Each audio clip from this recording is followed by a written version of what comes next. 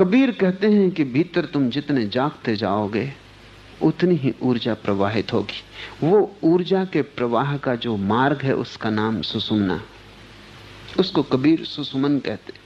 और उस सुषुम्ना तो बीच का मार्ग है, और उसके दोनों तरफ दो नाड़ियां और हैं जिनका नाम इला और पिंगला है। वे दो नाड़ियां भी शरीर में हैं, और उन दोनों नाड़ियों के भीतर भी जीवन ऊर्जा प्रवाहित होती है। तुमने शायद ध्यान न दिया हो, और आधुनिक शरीर शास्त्र ने बिल्कुल ध्यान नहीं दिया है, लेकिन अब कुछ वैज्ञानिक इस तरफ उत्सुक हो रहे हैं। श्वास तुम लेते हो तो कुछ देर श्वास बाएं नथुए से चलती है, कुछ देर दाएं से। जब बाएं से श्वास चलती है तो सारे शरीर की अवस्था भिन्न होती, जब दाएं से चलती तो भिन्न होती। योगियों ने इन दोनों श्वास के द्वारों को इला और पिंगला से जोड़ा है, और वो जुड़े हैं। जब तुम एक श्वास बाएं चलती है तो तुम्हारे जीवन की ऊर्जा एक यात्रा पथ से गुजरती, जब दाएं से चलती तो दूसरे यात्रा पथ से गुजरती। योगियों ने इनके बहुत नाम दिए, कोई सूर्य नाड़ी, चंद्र नाड़ी, क्योंकि तुम्हारा एक नासापुट सूर्य की भांति है। उससे जब तुम श्वास लेते हो तो तुम्हारे पूरे शरीर में उष्णता व्याप्त होती है।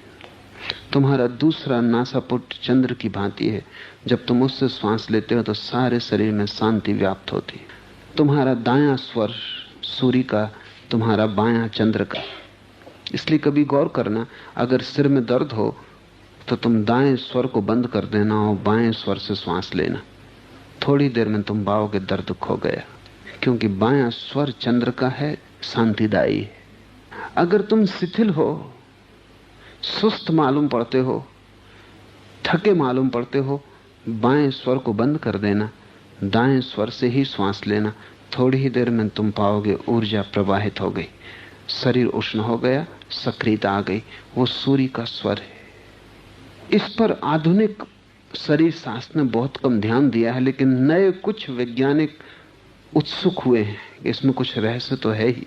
जो व्यक्ति सुबह उठता है और उठते वक्त उसका दायां स्वर चलता रहता है, वो पूरे दिन सक्रिय होगा। सुबह उठते वक्त जिसका बायां स्वर चलता रहता है वो दिन भर सुस्त होगा। बाएं स्वर वाला व्यक्ति रात में ज्यादा जीवंत मालूम पड़ेगा, रात देर तक जगेगा। रात उसके लिए दिन है। दाएं सुर वाला सांझ होते ही सो जाने की तैयारी करेगा, ब्रह्म मुहूर्त में अपने आप उसकी नींद खुल जाएगी। दिन उसका दिन है, और हर व्यक्ति को अपनी प्रकृति खोज लेनी चाहिए, अन्यथा बड़े उपद्रव पैदा होते हैं। क्योंकि जो सूर्य के स्वर वाले लोग हैं वो ज्यादा सक्रिय हैं स्वभावता, जो उतने सक्रिय नहीं है वो उनकी निंदा करते हैं। स्वभावता जो उतने सक्रिय नहीं है वो उनको कहते हैं आलसी हो, काहिल हो, सुस्त हो, उठो, काम में लगो। वो कहेंगे ब्रह्म मुहूर्त में उठो। आम तौर से पुरुष दाएं सुर वाले, स्त्रियां बाएं सुर वाली होती हैं, होना ही चाहिए। इसलिए भारत की पुरानी परंपरा है कि पत्नी बाएं बैठे, वो बाएं सुर का प्रतीक है, वो चंद्र स्वरी है। रात उसका दिन है, रात वो पूरी खिलती है। स्त्रियां सुबह जल्दी उठना पसंद नहीं करती, उठना पड़ता है क्योंकि पति परमात्मा सो रहे हैं, लेकिन उनके स्वभाव के अनुकूल नहीं पड़ता और उसके परिणाम घातक होते। मेरे अनुभव में स्त्रियां सिर के दर्द से ज्यादा पीड़ित रहती हैं, भारीपन से, उदासी से, और उसका एक कारण, अनेक कारणों में यह है कि उन्हें जब उठना चाहिए उसके पहले वे उठती। नैसर्गिक यही है कि पति ही सुबह की चाय बनाए। अभी वैज्ञानिक भी इस शोध पर पहुंच गए हैं, उन्होंने दूसरे मार्ग से बात को समझ पाया है।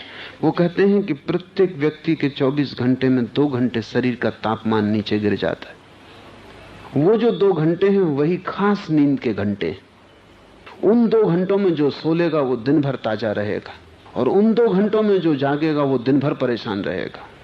वो 2 घंटे सभी के एक जैसे नहीं है। एक जैसे होते तो बड़ी आसानी था, कानून बना देते कि 3 बजे से 5 बजे तक हर एक आदमी को सोना ही, लेकिन वो एक जैसे नहीं है। किसी को 2 और 4 के बीच वो 2 घंटे आते हैं, किसी को 5 और 7 के बीच आते हैं। ऐसे लोग भी हैं जिनको सुबह 7 और 9 के बीच आते हैं, और वो 2 घंटे सबके भिन्न हैं, और आप उनका पता लगवा सकते हैं, क्योंकि 24 घंटे शरीर का आप तापमान रख के देख लें, आपको पता लग जाएगा कि आपके घंटे कब हैं। वो 2 घंटे तो सोना ही, चाहे ब्रह्म मुहूर्त हो या ना हो। जो 2 उन घंटों में सोएगा वो दिन भर ताजा अनुभव करेगा, नींद पूरी हो गई। 8 घंटे सोने की जरूरत नहीं है, वो 2 घंटे भी काफी है। अगर वो 2 घंटे चूक गए तो तुम 12 घंटे भी सो, तो भी तुम पाओगे कि कुछ हल नहीं हुआ, क्योंकि 2 घंटे जब तापमान शरीर का नीचे गिरता है तब पूरा शरीर शिथिल हो जाता है, तब सारी सक्रियता खो जाती, तब तुम करीब करीब जैसे मुर्दा हो गए। उस वक्त ना सपना आएगा, उस वक्त गहनतम निद्रा होगी। पर इन खोजियों को भी यह अनुभव में आया कि पुरुषों के वे घंटे पहले हैं स्त्रियों के बाद में। अगर पुरुष का 4 और 6 के बीच, 3 और 5 के बीच है, तो स्त्रियों का आमतौर से 6 और 8 के बीच, 5 और 7 के बीच। तो पश्चिम में तो उन्होंने सलाह देनी शुरू कर दी कि स्त्रियां थोड़ी देर से उठे, देर तक जागें तो हर्ज नहीं, पुरुष जल्दी उठे। लेकिन इसमें भी भेद है, सभी पुरुष एक जैसे नहीं, सभी स्त्रियां एक जैसी नहीं। कई स्त्रियां तो पुरुषों से ज्यादा पुरुष हैं, कई पुरुष स्त्रियों से ज्यादा स्त्री। मुल्ला नसुद्दीन कल ही मुझे मिलने आया और उसने कहा कि माने या न माने, लेकिन पत्नी को घुटने चलवा दिया है। मैंने कहा सच? उसने कहा बिल्कुल सच, स्मृति पर झूठ नहीं। कहा उसने कुछ बोली? वो कहा बोली क्यों नहीं? बोली कि खाट के बाहर निकलो नीचे से तब बताऊं। खाट के नीचे छुप गए थे, पत्नी को घुटने के बल चलवा दिया। पुरुष हैं जो स्त्रीण हैं, स्त्रियां हैं जो पौरुषिक हैं, तब भेद है। हर व्यक्ति को अपना ही खोजना पड़ता है। और जैसे तुम्हारे अंगूठे का निशान भिन्न है, तुम्हारे जीवन के सब निशान भिन्न है, किसी दूसरे से मेल नहीं खाते। अभी मैं शरीर शास्त्र पर एक ग्रंथ देख रहा था, तो उस शरीर शास्त्री ने नवीनतम शोधों का उल्लेख किया है कि न केवल अंगूठे के चिन्ह, हर व्यक्ति की किडनी दूसरे से भिन्न है, हर व्यक्ति का हृदय दूसरे से भिन्न है, शरीर का एक एक रोआ भिन्न है। प्रत्येक व्यक्ति एक अनूठी प्रक्रिया है। परमात्मा ने बहुत झीनी झीनी चादर ही नहीं बीनी है, बड़ी भिन्न भिन्न चादर बीनी है। परमात्मा की सृजनात्मकता अनंत है, वो दोहराता नहीं, वो दोबारा तुम्हें बनाता नहीं, तुम्हारे जैसा फिर कभी नहीं बनाएगा। इसलिए तुम धन्यभागी हो, और अगर तुम उस धन्यभाग को समझ सको तो तुम्हारे जीवन में बड़ी शांति और बड़े आनंद का उदय हो जाए। तुम जैसा कभी परमात्मा ने किसी को नहीं बनाया, तुम जैसा फिर कभी नहीं बनाएगा। तो इस महान अवसर को तुम ऐसा ही मत खोजना जो फिर कभी नहीं आने वाला, और तुम्हारे ऊपर उसका ध्यान है, क्योंकि तुम जैसा कभी नहीं बनाया, तुम जैसा फिर कभी कोई नहीं बनेगा। तुम बिल्कुल अनूठे हो, इसलिए भूल के तुम नकल मत करना। राम जैसे बनने की, बुद्ध जैसे बनने की, कृष्ण जैसे बनने की भूल के नकल मत करना, क्योंकि परमात्मा सिर्फ यही चाहता है कि तुम जैसे ही पूरे बन जाओ, प्रामाणिक रूप से तुम हो जाओ। तुम्हारा फूल खिले वैसा फूल किसी और के पास है भी नहीं। तुम अगर राम जैसे बनोगे तो नकली, कागजी, जापानी। तुम अपने ही जैसे बनोगे तो ही वास्तविक, यथार्थ। काहे के ताना काहे के भरनी, कौन तार से बिनी चदरिया, इंगला पिंगला ताना भरनी, सुषमन तार से बिनी चदरिया। इधर रूस में एक बहुत बड़ा प्रयोग हुआ है। किरलियान नाम के एक फोटोग्राफर ने एक नई फोटोग्राफी खोजी। इस सदी में होने वाली अत्यंत महत्वपूर्ण खोजों में से एक है, और उसने इतने सूक्ष्म फिल्में तैयार की हैं, इतनी संवेदनशील, कि उससे सूक्ष्म शक्तियों के भी चित्र लिए जा सकते हैं। इसे थोड़ा समझ लें, क्योंकि तभी ये ईड़ा, पिंगला और सुषुम्ना की बात ख्याल में आ सकेगी। क्योंकि ये एनर्जी फील्ड है, ये वस्तुएं नहीं है, ये विद्युत क्षेत्र है। किर्लियन की खोज आकस्मिक हुई। वो सिर्फ फोटोग्राफर था, लेकिन सूक्ष्मतम संवेदनशील फिल्म बनाने की उसकी धुन थी। एक दिन फोटो लेते वक्त भूल से उसका हाथ कैमरे के सामने आ गया और हाथ की तस्वीर आ गई, पर वो बड़ा हैरान हुआ। हाथ में 4 उंगलियां तो ठीक थी, अंगूठा ठीक, 3 उंगलियां ठीक थी, अंगूठा ठीक था। एक छिंगली अजीब सी हालत में थी, रुग्ण मालूम पड़ती थी, और अंगुली बिल्कुल ठीक थी हाथ में, लेकिन चित्र में रुग्ण मालूम पड़ती थी। और चित्र में लगता था कि अंगुली को कोई रोग लग गया। 6 महीने बाद अंगुली को रोग लगा, और जब 6 महीने बाद उसने चित्र लिया और मिलाया तो वो चित्र बिल्कुल एक जैसे थे। तब उसे एक सूझ हुई कि कहीं ऐसा तो नहीं है कि बीमारी इसके पहले की शरीर में प्रविष्ट हो, विद्युत क्षेत्र में प्रविष्ट होती हो।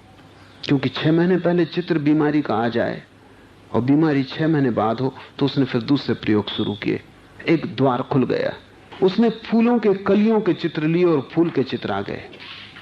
क्योंकि अत्यंत संवेदनशील फिल्मों का उपयोग किया उसने। ये फूल 4 दिन बाद खिलेगा, लेकिन इसकी विद्युत ऊर्जा पहले खिलती, फिर उसी विद्युत ऊर्जा के कारण इसकी पखरियां खिलती। वो विद्युत ऊर्जा हमें दिखाई नहीं पड़ती, फूल दिखाई पड़ता है। और जब इसने चित्र मिलाए तो ये चकित हुआ, वो चित्र बिल्कुल मेल खाते हैं। पहले विद्युत ऊर्जा खिल जाती है तो ऊर्जा का एक फूल बन जाता है, फिर 4 दिन बाद फूल खिलता है, और जब इसका चित्र और उस चित्र से मिलाया जाता है तो वो बिल्कुल एक जैसे है। फिर तो किर्लियन ने पिछले 30 वर्षों में बहुत प्रयोग किए और उसने ये बात प्रामाणिक रूप से सिद्ध कर दी कि शरीर से भी एक गहरा शरीर है, और वो गहरा शरीर विद्युत ऊर्जा का है। और अगर हम विद्युत ऊर्जा के चित्र लेने में समर्थ हो जाएं, तो जो घटना इस शरीर तक आने में 6 महीने का समय लेती है, वो वहां पहले ही घट गई होती। इसके बड़े उपयोग हैं। जिस दिन ये परिपूर्ण विज्ञान बन जाएगा किर्लियन की फोटोग्राफी, उस दिन दुनिया में किसी आदमी को बीमार होने की जरूरत नहीं, क्योंकि हम बीमार होने के 6 महीने पकड़ लेंगे कि अब बीमारी आने के करीब, इलाज वहीं हो सकता है। आदमी को भी पता नहीं कि वो बीमार है, कभी बीमार है ही नहीं। बीमारी को सूक्ष्म से स्थूल तक आने में 6 महीने का वक्त लगता है। और तुम्हारा जो विद्युत ऊर्जा का चित्र है, उसको पुराने योगियों ने तुम्हारा आभा मंडल कहा है। किर्लियन भी पाता है कि रंग फर्क है। जब आदमी स्वस्थ होता है तो उसके शरीर के आसपास 4 इंचों तक फैला हुआ अलग रंग का आभा मंडल होता है। जब बीमार होता है तो अलग रंग का होता है, जब प्रसन्न होता है तो अलग रंग का होता है, जब दुखी होता है तो अलग रंग का होता है। तुम दुखी नहीं होते, तुम्हारी विद्युत ऊर्जा भी दुख के रंग से भर जाती, और जब तक विद्युत ऊर्जा को न बदला जा सके तुम सुखी न हो सकोगे। तुम्हारा स्थूल शरीर तो सिर्फ छाया है, असली शरीर तो भीतर छिपा है। उस असली शरीर को ही हमने इंगला, पिंगला, ताना भरनी, सुषमंतार से बिनी चदरिया कहा है। 8 कंवल 10 चरखा डोले, 5 तत्व गुण तिनी चदरिया। वो जो भीतर का एनर्जी फील्ड, ऊर्जा क्षेत्र है, उसमें 8 कमल है, 8 चक्र, 10 द्वार है इंद्रियों के, 10 चरखा डोले, 5 तत्व, 5 महातत्वों से वो बना है, 3 गुणों से उसकी रचना हुई है। तो कबीर कहते हैं कि 8 कमल, जिनको हम चक्र कहते हैं, अगर ठीक से समझें, और उनको कमल कहने का कारण है ये तो प्रतीक है। कभी नदी में आपने देखा जब कोई भंवर पड़ती है तो चक्र में पानी घूमता है, वैसे ही चक्र विद्युत में, आपके शरीर की विद्युत में बने हुए हैं, जहां ऊर्जा घूमती है, भंवर, और उन भंवरों का जो रूप है वो कमल से मिलता जुलता है, जैसे कमल घूम रहा हो। और जब व्यक्ति अज्ञानी होता है तो ऐसा होता है जैसे कमल नीचे की तरफ झुका हो, डंडी ऊपर, कमल नीचे की तरफ झुका हो, मुरझाया हुआ। जैसे जैसे ऊर्जा ऊपर की तरफ बहनी शुरू होती है, कमल की डंडी सीधी होने लगती है और कमल सीधा हो जाता है। बुद्ध को, विष्णु को हमने कमल पे खड़ा किया है, खिला हुआ कमल जिस पे वे खड़े हैं, वो कमल उसी विद्युत ऊर्जा का प्रतीक। उनका पूरा कमल खिल गया है। उस पूरे कमल के खिल जाने में उन्होंने परम सत्य को पा लिया है। हमारे कमल झुके हुए हैं जब तक हमारी ऊर्जा ऊपर नहीं बहती, हमारी ऊर्जा नीचे बहती। ऐसा समझो कि जैसे कमल हैं और वर्षा हो रही जोर से, तो वर्षा कमलों को झुका देगी और नीचे की तरफ मुंह कर देगी। जब तक तुम्हारे जीवन में काम वासना हो रही है, गहन रूप से बरस रही, तब तक ऊर्जा नीचे की तरफ बह रही, सारे कमल झुके होंगे। जिस दिन ऊर्जा ऊपर की तरफ बहेगी, ऊर्ध्व गमन शुरू होगा, जिनको वेद में ऊर्ध्व रेतस कहा है। जब तुम ऊर्ध्व रेतस बनोगे कि तुम्हारी ऊर्जा ऊपर की तरफ जाएगी, सब कमल ऊपर की तरफ उठ जाएंगे, सब कमल खिलते जाएंगे। अंतिम कमल, 8वां कमल जिसको कबीर कहते हैं, वो सहस्त्रार है। ये गणना अलग अलग है। कोई 7 कमल गिनता है, कोई 8 कमल गिनता है, कोई 9 कमल गिनता है, कोई 11 कमल गिनता है। ये गणना संभव है, ये इस पर निर्भर करता है कि तुम, कमल तो बहुत है, तुम्हारी ऊर्जा के रोए रोए में कमल है, तो जितना तुम्हें गिनना हो, जिस हिसाब से गिनना हो तुम गिन सकते हो। फिर हर आदमी के यात्रा के पड़ाव भिन्न है। जैसे कि तुम यात्रा पर जाओ, कोई आदमी हर 10 मील पर रुके, 100 मील की यात्रा हो तो हर 10 मील पर रुके, 10 पड़ाव बनाए। दूसरा आदमी 15 मील पर रुके तो 10 से कम पड़ाव बनाए। तीसरा आदमी 20 मील तक चलता हो और 20 मील पर रुके तो 5 ही पड़ाव बनाए। बुद्ध कहते हैं 6 कमल, उन्होंने 6 ही पड़ाव बनाए होंगे। वो जो अनंत यात्रा है उस पर वो 6 जगह रुके होंगे, 6 जगह अड़चन पाई होगी, 6 जगह उनको फूलों को खिलाना पड़ा होगा, तो 6। कबीर कहते हैं 8। इसमें कोई विवाद नहीं है। इस पर भारी विवाद चलता है पंडितों में कि कौन सही है। इसमें क्या अड़चन है? मैं 10 मील पर अपनी पड़ाव बनाऊं, मेरी मर्जी, मैं 20 में बनाऊं, मेरी मर्जी, जहां मैं रुकूंगा वहां मेरा पहला पड़ाव होगा। ऐसे भी लोग हैं जिन्होंने कमलों की बात ही नहीं की, जैसे महावीर। लगता है उन्होंने पड़ाव बनाए ही नहीं, जेट जंप। लगता है कि वो सीधे पहले केंद्र से अंतिम केंद्र पर छलांग लगाई। ये भी संभव है, ये भी संभव है। और महावीर जैसे व्यक्ति को संभव है, इसलिए हमने उनको नाम महावीर दिया है। नाम ही दिया है कि उनके पास महान ऊर्जा है, भारी ऊर्जा है। ऊर्जा जितनी बड़ी हो उतनी लंबी छलांग हो सकती है, कहीं बीच में पड़ाव बनाया ही ना हो। तो उन्होंने कमल की बात ही नहीं की, बीच के चक्रों की बात नहीं की। लेकिन इसका यह मतलब नहीं कि बीच के चक्रों से नहीं गुजरे। तुम्हारी ट्रेन चाहे बीच के स्टेशनों पर रुके या न रुके, गुजरती तो है ही। तुम जंक्शन से जंक्शन रुको, मेलगाड़ी में चलो, इससे कोई फर्क नहीं पड़ता। लेकिन जो आदमी ट्रेन से गुजर रहा है, फास्ट ट्रेन से, और बीच के स्टेशन पर रुकता नहीं, उससे बीच के स्टेशनों की चर्चा करने का कोई कारण नहीं। वो जंक्शन टू जंक्शन, वो एक जंक्शन से दूसरे जंक्शन की बात करेगा। फिर पैसेंजर में चलने वाले लोग, कोई खराबी नहीं पैसेंजर में चलने में। मेरे एक मित्र हैं, बहुत धनी, लेकिन हमेशा पैसेंजर में चलते हैं। वो कहते हैं गरीब लोग चलते हैं तेज गाड़ियों में, जिनके पास समय की कमी है। और उनकी बात भी मुझे जचती है, क्योंकि वो कहते हैं यात्रा का आनंद ही क्या। हर स्टेशन पर वो उतरते हैं, पानी पीते हैं, भजिए खरीदते हैं, ये करते हैं, तो यात्रा का आनंद ही क्या। गपशप करते हैं, मिलते जुलते हैं, ट्रेन खड़ी है खड़ी है। एक बार मेरा उनसे साथ हो गया, तो जहां मैं 12 घंटे में पहुंच जाता, 3 दिन लगा दिए उन्हें। मगर वो आदमी प्यारे, उनके साथ 3 दिन भी 3 क्षण जैसे लगे। और मुझे भी लगा कि बात तो उनकी भी सच है। मर्जी, कौन कैसा चलता है, विवाद कुछ भी नहीं है।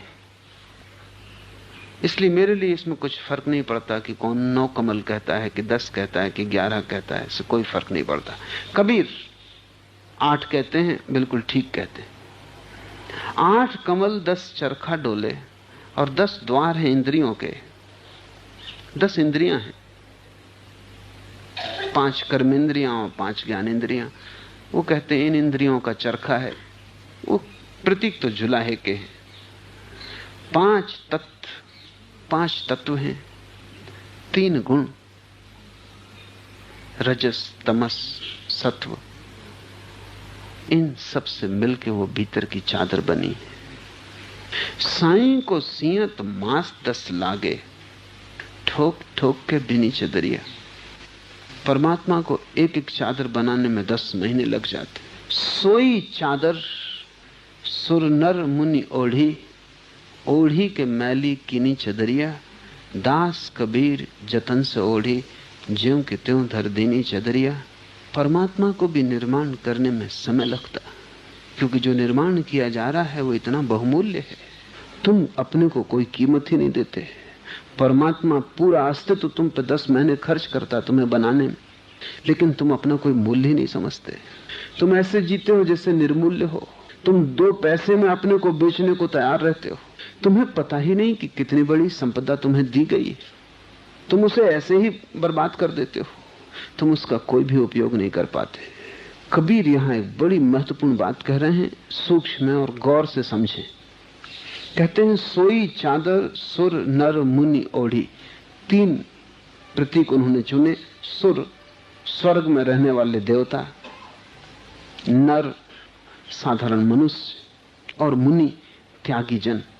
इन सब ने वही चादर ओढ़ी, लेकिन कबीर कहते हैं ओढ़ी के मैली कीनी चदरिया, और इन तीनों ने मैली कर दी। मुश्किल है समझना। समझें, सुर का अर्थ है स्वर्ग में रहने वाले देवता। देवता भोग के शुद्ध प्रतीक है, वे सिर्फ भोगते हैं। स्वर्ग का अर्थ है भोग स्थल। वहां हमने कल्पतरु बनाए, जिनके नीचे आदमी बैठता है और जो चाहता है। चाहा नहीं इधर कि पूरा नहीं हुआ उधर। चाह और पूर्ति में कर्म नहीं है, इसलिए स्वर्ग कोई कर्म स्थली नहीं है, भोग स्थली है। और यही तो हमारी वासना है सबकी, कि ऐसा हो कि इधर मैं चाहूं कि उधर पूरा हो जाए, बटन भी ना दबाना पड़े, उतनी देर भी ना लगे। लेकिन यहां तो पृथ्वी पर बड़ी देर लगती है। तुम एक बड़ा मकान बनाना चाहते हो तो कोई तुमने चाहा और पूरा नहीं हो जाएगा।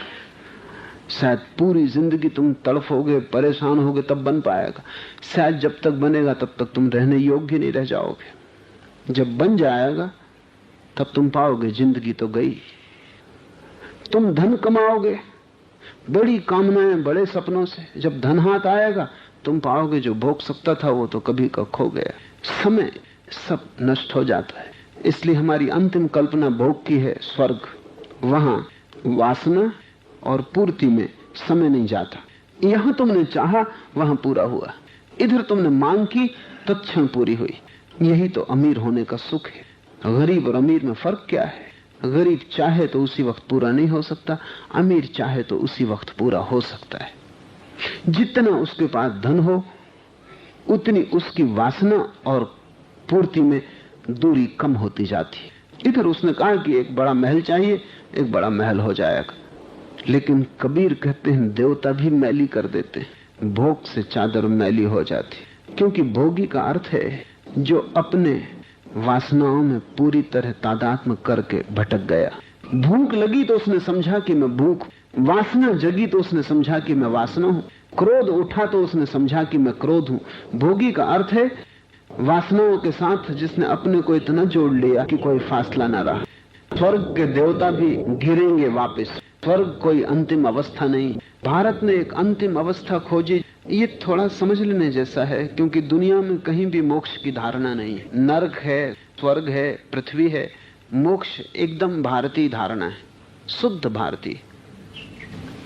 मगर भारतीयों ने मेहनत बड़ी की, इसलिए हकदार थे वे खोजने के उस दिशा में। जैसे विज्ञान में पश्चिम ने मेहनत की, वैसे भारत ने धर्म में मेहनत की। स्वर्ग को हम अंतिम अवस्था नहीं मानते, उससे भी आदमी गिरेगा, क्योंकि कब तक भोगोगे? भोग से ऊब पैदा होती। इसलिए स्वर्ग अगर तुम जाओगे तो सभी देवताओं को जमा ही लेते हुए पाओगे, ऊब पैदा होती। तुम सोचो, तुम जो चाहो वो उसी वक्त मिल जाए, कितनी देर तुम भोग पाओगे? 10-12 घंटे मुश्किल। तुम जो चाहो उसी वक्त मिल जाए, तुम्हारी वासनाएं कितनी देर चल पाएंगी? भोग उबा देगा। इसलिए पुराणों में कथाएं हैं कि देवता ऊब जाते हैं, पृथ्वी के लिए तरसते हैं। यहां एक फायदा है, यहां वासना उसी वक्त तृप्त नहीं होती, समय लगता है, और समय में ही मजा है। इसलिए तो कवि कहते हैं इंतजारी में, वो जो प्रतीक्षा है, मिलने में कुछ खास मजा नहीं, मिल गया फिर क्या करोगे? इंतजारी में, राह देखने में, प्रतीक्षा करने में, आ रही मंजिल, आ रही आशा में सारा मजा है। मिल जाने पर तो सब मजा खो जाता है। देवताओं को मिल गया है, भोगते हैं, लेकिन भोग के साथ तादाद में जुड़ जाता है। देवता कोई जागे हुए लोगों का नाम नहीं है। तुम इंद्र से ज्यादा सोया हुआ आदमी ना पा सकोगे। खोया है, शराब, राग रंग, अप्सराएं नाच रही, और हमेशा परेशान, हमेशा कथाओं में उसका सिंहासन डोलता रहता। कोई मुनि कहीं ध्यान कर रहे, उनसे क्या लेना देना? कहीं कोई मुनि तपश्चर्या कर रहे, तत्क्षण इंद्र का सिंहासन डोलने लगता है। इस कहानी का बड़ा, इन कहानियों का बड़ा महत्व है, बड़ा मूल्य है। इसका अर्थ यह है कि त्यागी और भोगी दोनों एक ही चीज के दो छोर हैं। जैसे कि एक ही तराजू के दो पलवे होते, इस तराजू पे ज्यादा वजन रखो, ये पलवा डोलने लगता है। जब भी कोई मुनि ज्यादा त्याग करता है, इंद्र घबराता है, उधर पलवा डोलता है। क्यों? ये दोनों एक ही चीज से जुड़े, एक ही तराजू के दो छोर हैं। क्योंकि ये मुनि अगर ज्यादा त्याग किया तो भोग का अधिकारी हो जाएगा, इंद्र बन सकता है, तो इंद्र अपदस्थ हो सकते हैं। तो इंद्र की वही दशा है जो दिल्ली के राजनीतिज्ञों की। इंद्र हो कि इंदिरा, सिंहासन डोलता ही रहता। और वशिष्ठ और विश्वामित्रों की जयप्रकाश,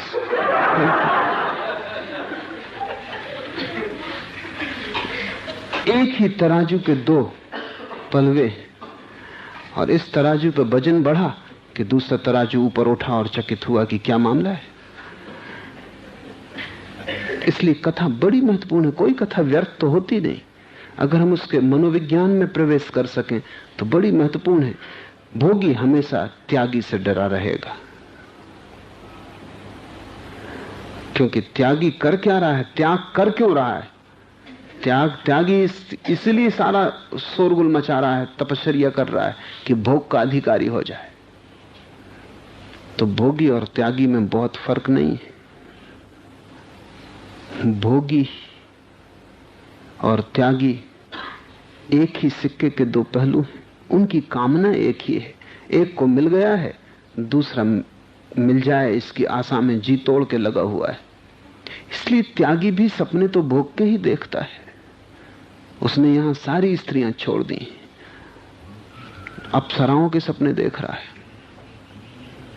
उसने यहां भोजन छोड़ दिया, उपवास कर रहा है, लेकिन प्रतीक्षा कर रहा है कब स्वर्ग के भोजन मिष्ठान उपलब्ध होंगे।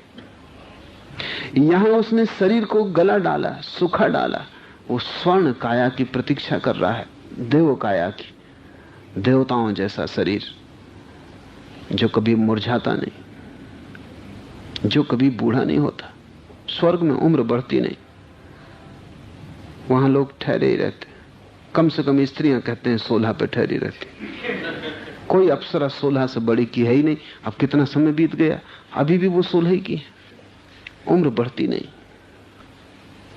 यहां भी स्त्रियां कोशिश तो बहुत करती हैं कि न बढ़े, लेकिन इस जमीन पर यह चलता नहीं।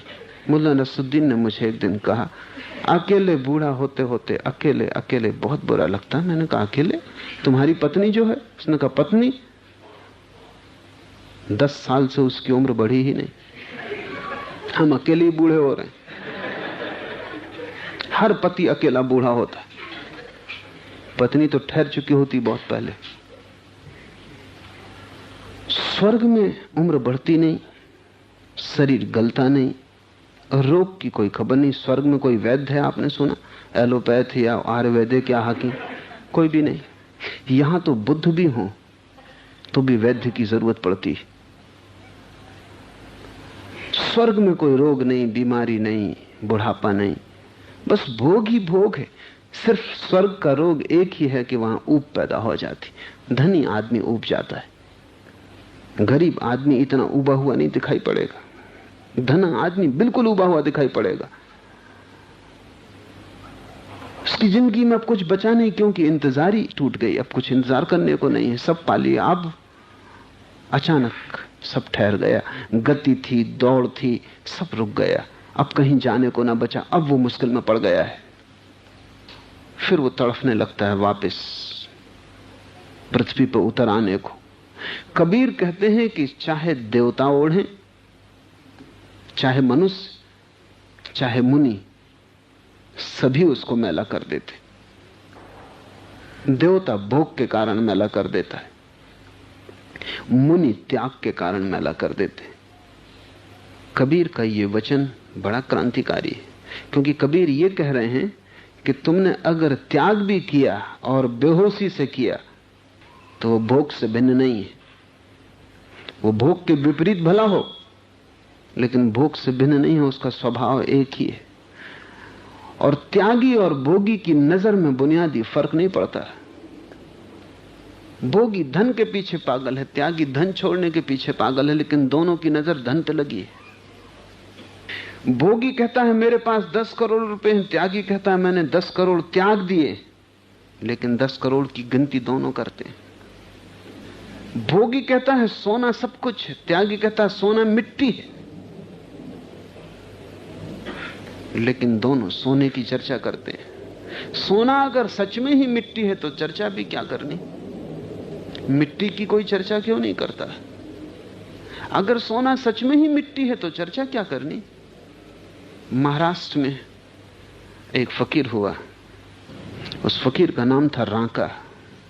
वो गरीब त्यागी आदमी था, लकड़ी काट के बेचता, जो बच जाता उससे ही अपना भोजन चलाता, सांझ को वो भी बांट देता जो बच जाता। एक दिन वर्षा देर तक होती रही, असमय 2 दिन 3 दिन बीत गए, 3 दिन तक भोजन न मिला। उसकी पत्नी भी थी, उसका नाम था बांका। रांका पति, बांका पत्नी। चौथे दिन वर्षा रुकी, जंगल गए, लकड़ी काट के लौटते थे, लकड़ी गीली थी, बिक भी नहीं सकेगी, भूखे थे, थके थे। अचानक देखा, पति ने आगे चल रहा था कि राह के किनारे स्वर्ण असरफियों से भरी हुई थैली पड़ी, कुछ असरफियां बाहर, थैली खुल गई। त्यागी आदमी था, जिसको कबीर मुनि कहेंगे। सोचा कि ये मिट्टी यहां क्यों पड़ी और किसी का मन मोह ले, तो उसने उसे गड्ढे में डाल के उसके ऊपर मिट्टी डाल दी।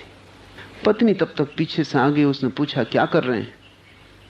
तो उसने कहा यहां कुछ सोना पड़ा था। सोना तो मिट्टी है, इसलिए उसको मैंने गड्ढे में डाल के ऊपर से मिट्टी डाल दी। पत्नी ने कहा तुम्हें मिट्टी पर मिट्टी डालते शर्म नहीं आती? मिट्टी ही है तो फिर मिट्टी पे मिट्टी काहे के लिए डाल रहे हो?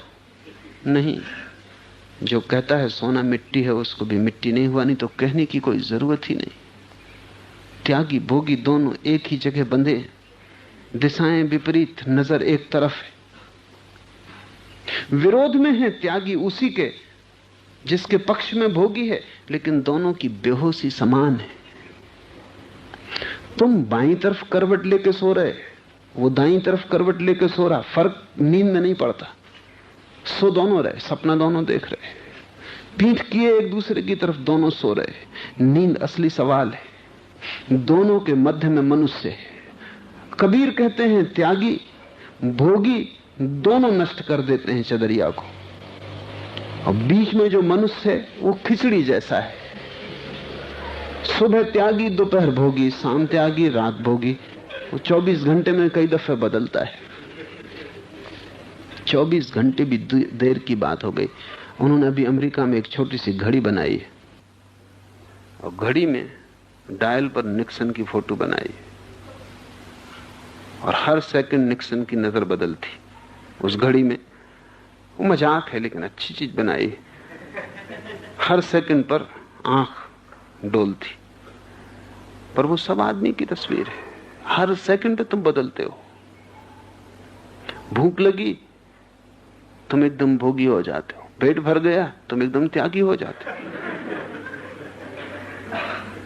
वासना उठी तुम भोगी हो जाते हो, संभोग कर लिया करवट लेके एकदम त्यागी हो जाते हो, ब्रह्मचर्य का विचार करने लगते हो, सोचते सब बेकार, क्या रखा है इसमें। ये तुम कई बार कर चुके हो। संभोग के बाद विषाद ना आए ऐसा आदमी खोजना मुश्किल है।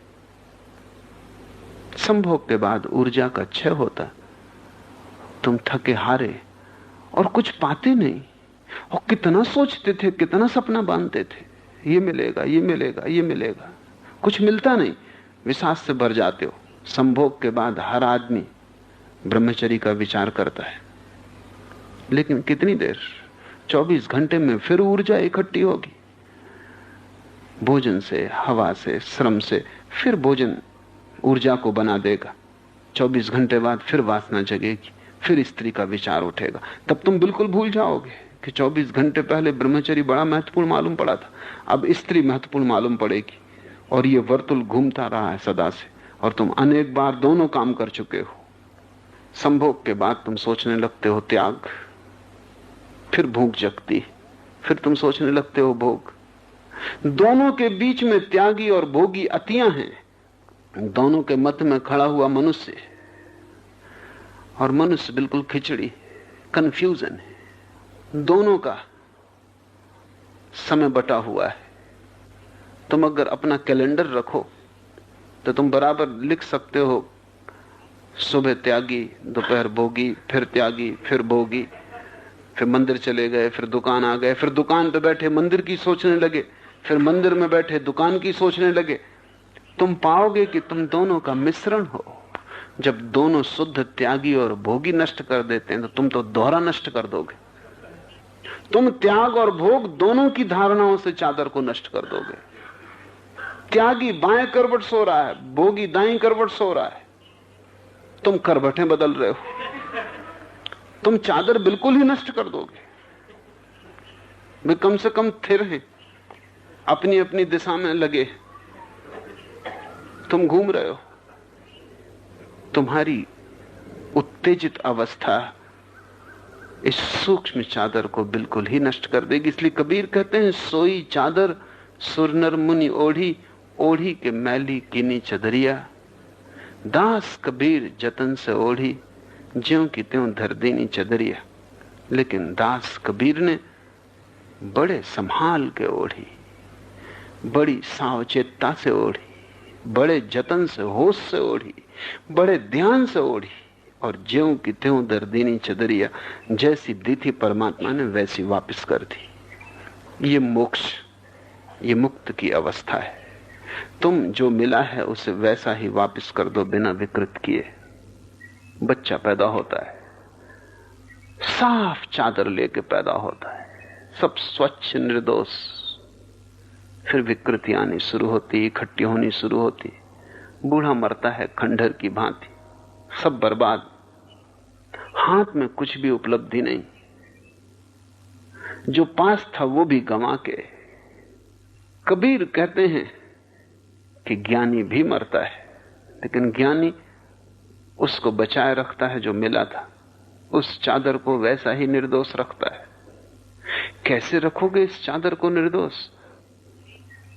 कबीर ग्रस्त हैं, पत्नी है, बच्चा है, कमाते हैं, घर लाते हैं, फिर भी कहते हैं दास कबीर जतन से ओढ़ी। कला क्या है इस चदरिया को बचा लेने की? कला है होश, कला है विवेक, कला है जागृत चेतना। करो जो कर रहे हो, जो करना पड़ रहा है, जो नियति है पूरी करो, भागने से कुछ प्रयोजन नहीं। लेकिन करते समय कर्ता मत बनो, साक्षी रहो, वही कुंजी है। बाजार जाओ, दुकान करो, कर्ता मत बनो। मंदिर जाओ, प्रार्थना करो, कर्ता मत बनो। घर आओ, बच्चों की साल संभाल करो, कर्ता मत बनो। कर्ता परमात्मा को ही रहने दो, तुम काहे झंझट में बीच में पड़ते। कर्ता एक, वही संभाले, तुम साक्षी रहो। तुम जैसे अभिनेता हो, जैसे एक पाठ तुम्हें मिला,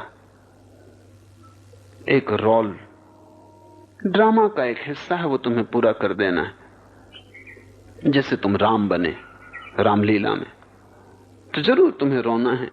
सीता चोरी जाएगी, वृक्ष से पूछना है कहां है मेरी सीता, चीख पुकार मचाना, सब करना, लेकिन भीतर भीतर न तुम्हारी सीता खोई है, न कोई मामला है, अभिनय है। पर्दे के पीछे तुम जाके फिर गपशप करोगे, चाय पियोगे, रामन से चर्चा करोगे पर्दे के पीछे, पर्दे के बाहर धनुष्मान लेके खड़े हो जाओगे। जीवन एक लीला है। अगर तुम जतन से चल सको तो जीवन एक अभिनय है। मेरे एक मित्र है, मनोविज्ञान के प्रोफेसर है, उनके घर में मेहमान था। उनका लड़का, एक ही लड़का है, नई नई शादी की थी, वो भोजन नहीं कर रहा था, तो पत्नी बड़े परेशान थी, डांटा डपटा फुसलाया, सब उपाय किए, लेकिन वो नहीं कर रहा। तो पति ने कहा ठहर, थोड़े मनोविज्ञान का उपयोग करना चाहिए। मनोविज्ञान के प्रोफेसर हैं, नए नए पति, नए नए पिता। तो मैं भी देखने लगा कि क्या मनोविज्ञान का प्रयोग करते। तो उन्होंने लड़के से कहा कि देख, अपना कोट पहन, टोप लगा, छड़ी हाथ ले, बाहर जा, समझ कि तू हमारा मेहमान है, अतिथि। लड़का बड़ा प्रसन्न हुआ। बच्चे हमेशा अभिनय में बहुत रस लेते हैं, वही उनकी निर्दोषता है। बूढ़ा होता तो वो कहता क्या अभिनय करना, क्या मतलब इससे, क्या सार। लेकिन बच्चा बड़ा प्रसन्न हुआ, जल्दी उसने कोट पहना, टोप लगाया, छड़ी हाथ ली, बड़ी तेजी से बाहर गया। पिता ने कहा बाहर से आके घंटी बजाना, हम दरवाजा खोलेंगे, मेहमान का तुम्हें पार्ट अदा करना है। लड़का गया। थोड़ी देर बाद उसके छोटे छोटे जूतों की आवाज सीढ़ियों पर सुनाई पड़ी। आके उसने घंटी दबाई, दरवाजा खोला, उसका स्वागत किया गया। पिता ने कहा कि आइए, आप हमारे मेहमान हैं, और ठीक वक्त पे आ गए, भोजन तैयार है, चलिए। लड़का गया, डाइनिंग टेबल के पास हम सब पहुंचे। लड़के ने अपना एक कुर्सी पे टोप, अपनी छड़ी रखी। पिता ने कहा कि जो भी रूखा सूखा है, मेहमान हैं आप, स्वीकार करिए। लड़के ने कहा क्षमा करिए, मैं भोजन लेकर ही आया हूं।